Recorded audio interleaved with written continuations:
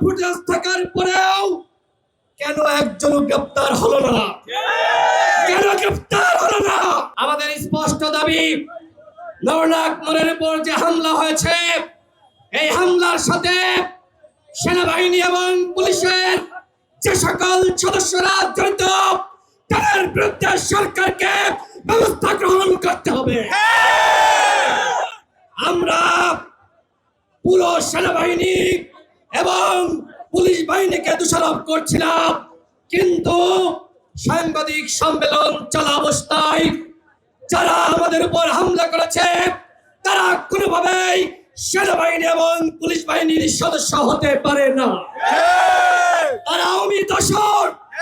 অন্যথায় নুরুল হক নূর সহ আমরা যারা কথা বলছিলাম, এই অবস্থায় আমাদের উপর হামলা করার কথা নয়।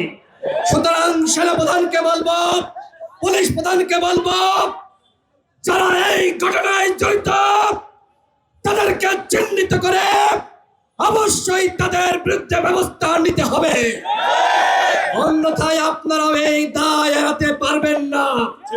নুরুল হক নূর এখনো পর্যন্ত হাসপাতালের বিছানায় কাতরাচ্ছে। গতকাল দেখলাম মধ্যরাতে সরকারের পক্ষ থেকে একটি তদন্ত কমিশন প্রকাশ করা হয়েছে। আমরা সরকারের এই উদ্যোগকে সাধুবাদ জানাই, কিন্তু প্রশ্ন রাখতে চাই, এখনো পর্যন্ত ভিডিও ফুটেজ থাকার পরেও কেন একজন গ্রেফতার হলো না?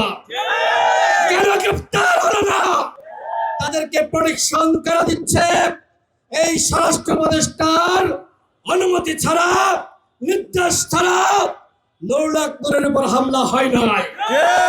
সুতরাং একজন জনপ্রিয় জাতীয় নেতা, জুলাই গণঅভ্যুত্থানের অন্যতম সাহসী নেতা, তার উপর যে হামলা হয়েছে, এই হামলার দায় নিয়ে এই নির্লজ্জ বেয়াদ চটলক, এই অথর্ব স্বরাষ্ট্র উপদেষ্টাকে পদত্যাগ করতে হবে।